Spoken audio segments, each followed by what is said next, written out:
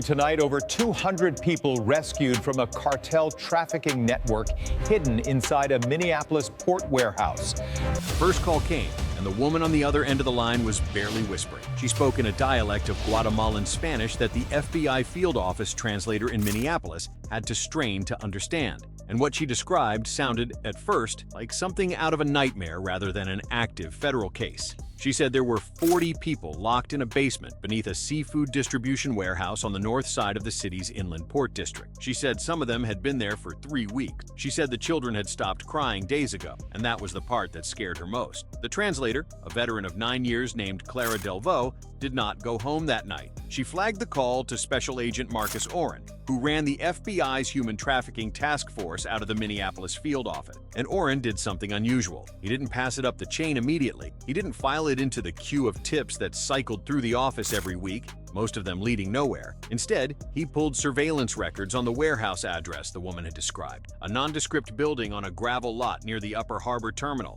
And within 40 minutes, he found something that made the hair on his arms stand up. The warehouse was registered to a company called Great Plains Provisions LLC, and Great Plains Provisions LLC shared a registered agent with 14 other shell companies scattered across Minnesota, Wisconsin, and Iowa. Oren had seen networks like this before, layered corporate structures designed to obscure a single controlling entity. But what stopped him cold was the name that appeared on 6 of the 14 incorporations as a silent partner, a man named Diego Herrera Los, who Oren knew from a DEA intelligence briefing 4 months earlier as a mid-level logistics coordinator for the Jalisco New Generation Cartel, the CJNG, operating out of Guadalajara, the CJNG in Minneapolis. That sentence alone would have sounded absurd 5 years ago. This was not Tijuana. This was not Tucson or El Paso or any of the border corridors where cartel presence was a known quantity. This was the Upper Midwest, a city of lakes and long winters, and a port system that most Americans didn't even know existed. But that, as Oren would later tell federal prosecutors, was precisely the point.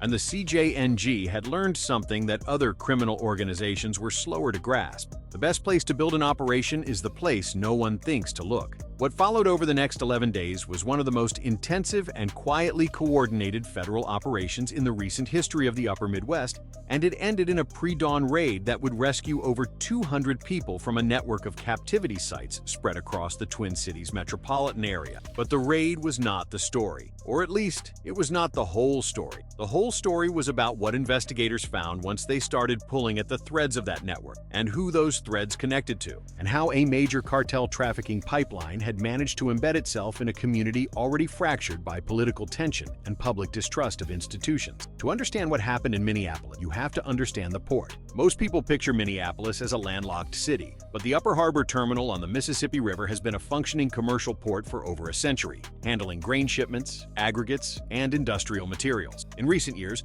portions of the port district had been earmarked for redevelopment. Old warehouses sat half empty. Oversight was minimal. For a criminal enterprise looking for discrete infrastructure in a northern city with robust highway and rail connections, it was nearly perfect. Agent Oren's team, i.e. working alongside ICE Homeland Security Investigations and a DHS intelligence unit, spent the first 72 hours after that phone call mapping the network. They didn't move on the warehouse immediately because they suspected what they were looking at was bigger than a single holding site, and they were right. Through a combination of cell tower data analysis, financial subpoenas, and old-fashioned physical surveillance, they identified 11 properties across Minneapolis, St. Paul, and the surrounding suburbs that appeared connected to Great Plains Provisions or its sister company. Some were residential homes in quiet neighborhoods. One was a shuttered dry cleaning business in Brooklyn Park. Another was a rented floor of a commercial office building in Bloomington where, investigators later discovered, cartel accountants had been laundering money through a fake medical billing company for nearly 2 years. The scale was staggering, and the human cost was worse. Interviews conducted after the raid with rescued victims painted a picture of a pipeline that stretched from Central America through Mexico, across the southern border,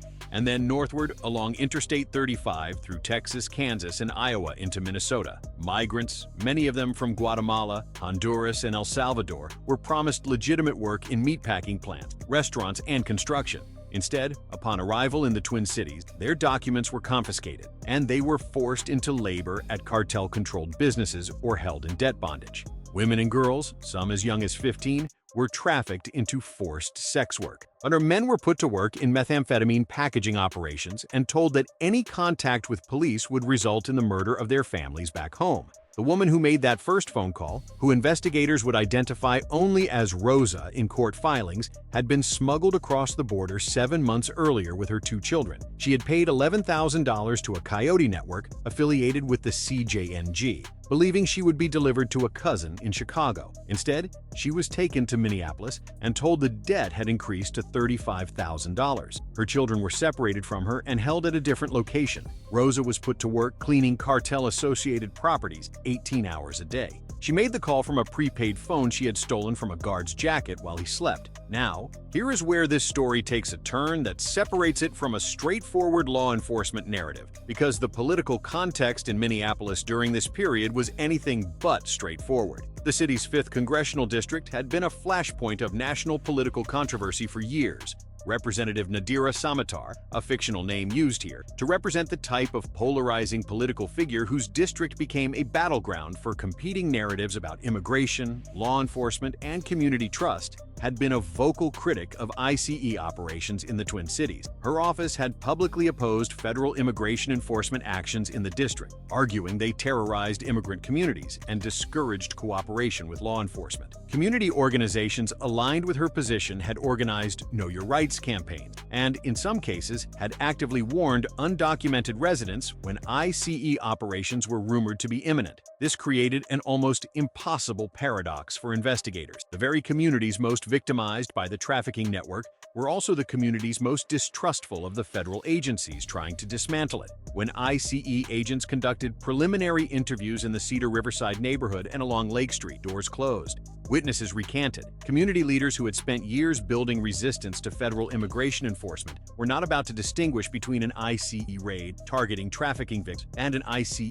raid targeting the people they had sworn to protect. Agent Oren understood this, and he had worked cases in immigrant communities before, and he knew that approaching this operation like a standard enforcement action would be catastrophic, not just for the investigation, but for the victims. If word leaked that federal agents were moving through the district, the cartel's local operatives would scatter, and the people trapped in those houses and warehouses would either be moved or killed. Oren made a decision that would later become a point of significant internal debate within the FBI. He compartmentalized the investigation so tightly that even the Minneapolis Police Department was not fully briefed until 48 hours before the raid. This was not standard protocol. Federal task forces typically coordinate closely with local law enforcement, but Oren had reason for caution beyond community dynamic. Then 3 months earlier, a routine DEA drug seizure at a truck stop outside Shakopee had gone sideways when the targets appeared to have advance warning. The bus netted only a fraction of the expected methamphetamine shipment. An internal review was inconclusive,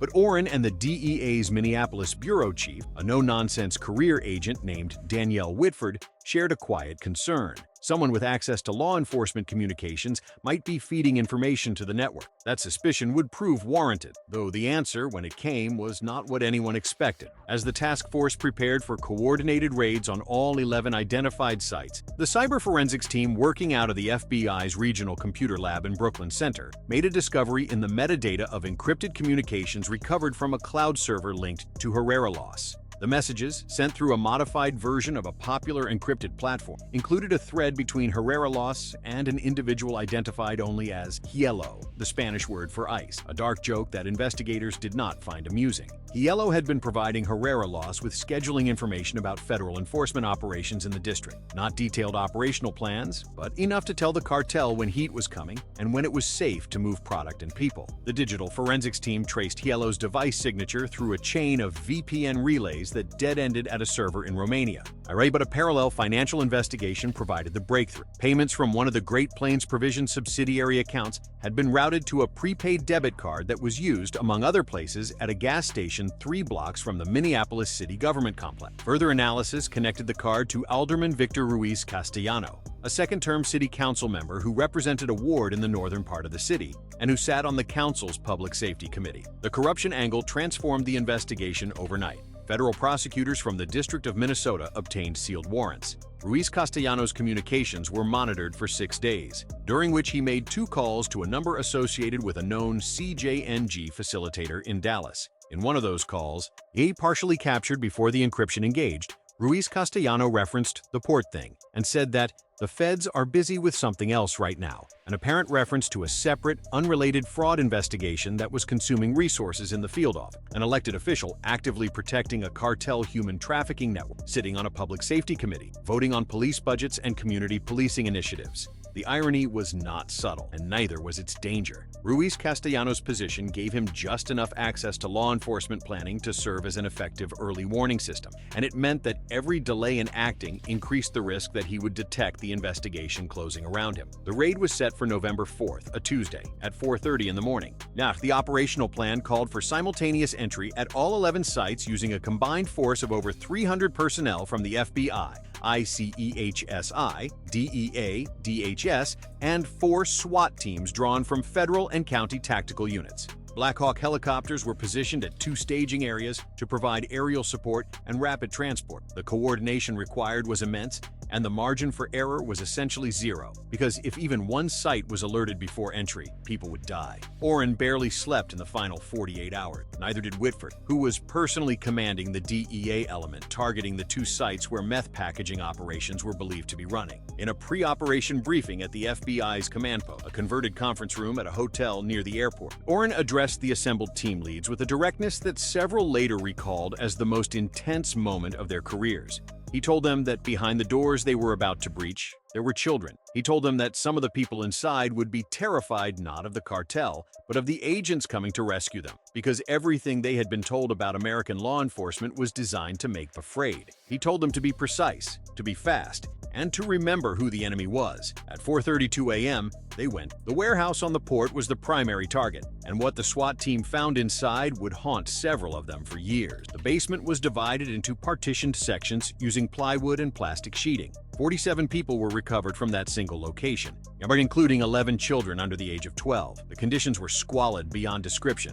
There was a single functioning toilet for the entire space. Medical personnel on scene identified cases of severe dehydration, untreated infections, and signs consistent with prolonged physical abuse. 3 victims required immediate hospitalization. Across the other 10 sites, the results were similarly grim and similarly successful. The residential home in Brooklyn Park held 23 people. The Bloomington office building yielded not victims, but a trove of financial records, laptops, and ledgers that would take forensic accountants weeks to fully process.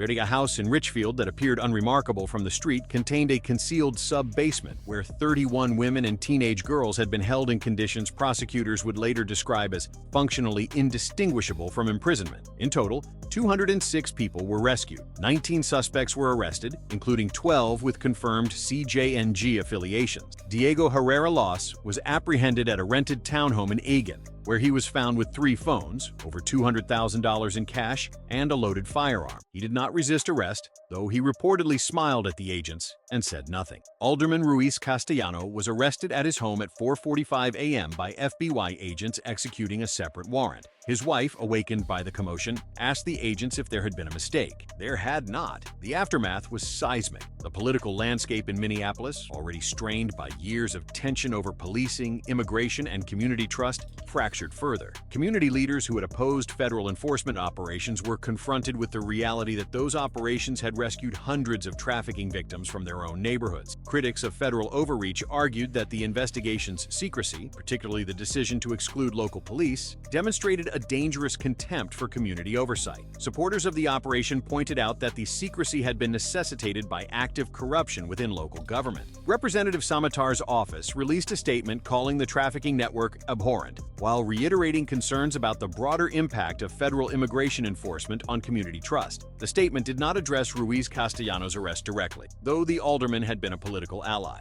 Within weeks, protests and counter-protests erupted across the city, each side claiming the case proved their point. The federal investigation, meanwhile, continued to expand. Financial records seized from the Bloomington office revealed that the network's money laundering operations had processed an estimated $80 million over 3 years, funneling cartel revenue through fake billing companies, real estate purchases, and a chain of small restaurants across the upper Midwest. The methamphetamine packaging operations at 2 of the raided sites had been processing bulk crystal meth shipped from CJNG Super Labs in Jalisco, repackaging it for distribution across Minnesota, Wisconsin, and the Dakotas. DEA analysis estimated the network had moved over 4 tons of methamphetamine and significant quantities of fentanyl pills through the Minneapolis corridor in the preceding 18 months. The fentanyl connection was particularly alarming. Hennepin County had seen a 40% increase in fentanyl-related overdose deaths in the year prior to the raid. Investigators now believed a substantial portion of the fentanyl flooding the region had passed through the very network they had dismantled. The drugs and the human beings had traveled the same pipeline, moved by the same people, profiting the same cartel. The intersection of human trafficking and narcotics distribution was not incidental. It was the business model.